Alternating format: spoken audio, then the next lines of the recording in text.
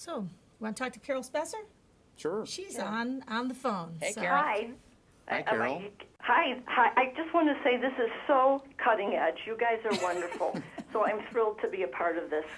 I'm a community organizer. I went to this program in the late 80s, and I just have run far with this. And I think I do that kind of creative leadership, working in the lesbian, gay, bisexual, transgender movement. So I use it all the time. Yeah. So I'm very excited by the way you're starting to frame stuff. And I just had a quick comment to say you're so right on, Gerard, about the part about, where it becomes a way of life. And I think you absolutely can teach it. I think it's like driving a car. You have to learn these certain skills, but after a while, it becomes embedded in you. There are patterns of thinking that become where you lose the consciousness of it. Do you know what I mean? So exactly. Oh, yeah, and that's why in our leadership development model, at that highest level of development, we talk about unconsciously competent. Oh, that's cool. Yeah, I got to read more of this stuff, but I'm so excited about it. But Please do. Yeah, sorry, and go I ahead. think the way you describe what you do is an example of that unconscious competence, where it becomes so second nature. It's like, how do you know when you really mastered a second language?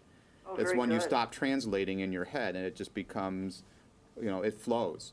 And Very good, so the same yeah. thing is true with creative problem solving and creativity more broadly. You don't think about, okay, now I have to defer judgment. Okay, now I'm engaging in deferring judgment, or I'm engaging in affirmative judgment, or now I have to be really curious. It just happens. And I think the great value in that is that when you behave automatically, when it becomes a state of being, your influence, you're not influencing just a specific task, like applying brainstorming to coming up with a name for a product, but through that leadership behavior, you're really starting to set a tone, build a culture, and have a greater sphere of influence. Well, and that's just where I was going to ask you a question about, is the research taking you into building a culture? Because I think you could, do a cultural shift within an organization. And then I was going to say, have you worked or will you be working in a volunteer setting? Because that's mostly where I work, as a leader with many, many volunteers. And I think it's a whole different ball game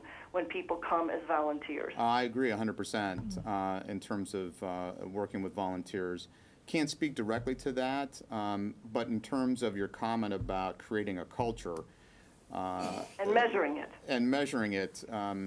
Nate Schwegler is doing a research study with an organization where we've done now for 3 years creative leadership training, and not just training, but a creative leadership program where they go through a workshop and then they spend a year working on developing their creative leadership skills.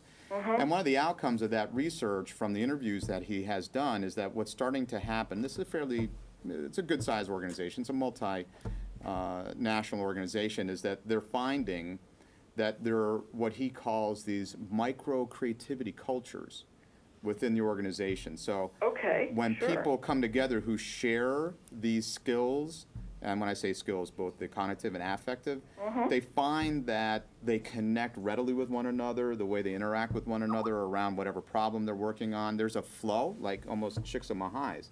There's a sort of sense of flow that they have because they have this commonality. And so I agree with you, Carol. Once you start to embed these skills, more and more you can start to build, I think, a culture, a creative culture. This is wonderful. I look forward to talking to you further about it. So thank you so much. Thanks, Carol. And one of the other things that I would point out is the work that we're doing in our leadership development programs. While it's not solely creative problem solving training, we're creating, someone asked the question and I responded about awareness. The awareness level that has come up with these participants about what they need in terms of their skills as leaders, and that they've gone through this common experience together, and that there's this sense of community that is operating differently. Someone mentioned to me, well, I came into a committee meeting and I looked and there were 3 other graduates of the program, and I immediately felt comfortable, and we were immediately able to get to work because of that common bond and common awareness of what was needed. And that, to me, is like the microcosm of Yeah, it's a great example. impact Yeah. that you actually are able to get to the work, because all the social parameters or all of the risk, you've enhanced the ability to take risks because of the comfort level that you have with these people. It's a great example. Let's take a question from Saudi Arabia, if that's okay, and then we'll go to our studio audience. This is from Rhonda. Hi, Rhonda. Hey, Rhonda. Her question is, how have they integrated the effect of the environment, physical and social, in enhancing the creative thought process? Ekval spoke about the social environment. Others emphasize the importance of place they are leading in. Any thoughts?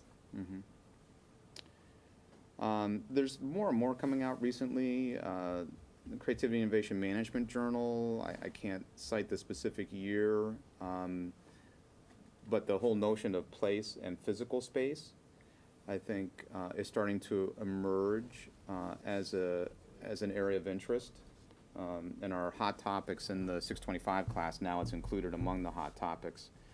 And there's been some fascinating research, for example, on proximity and how proximity and how you structure physical environment, if it is one that has physical barriers and doesn't allow for interaction, it will undermine or it doesn't lend itself to creative thinking and creative exchange and so forth. So it's not an area that I would claim to be any kind of expert in, but I know from some of the research and my own personal experience, the kind of space I need in order to create is very important.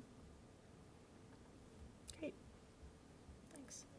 Shall, how about the studio audience? We can take a question from you.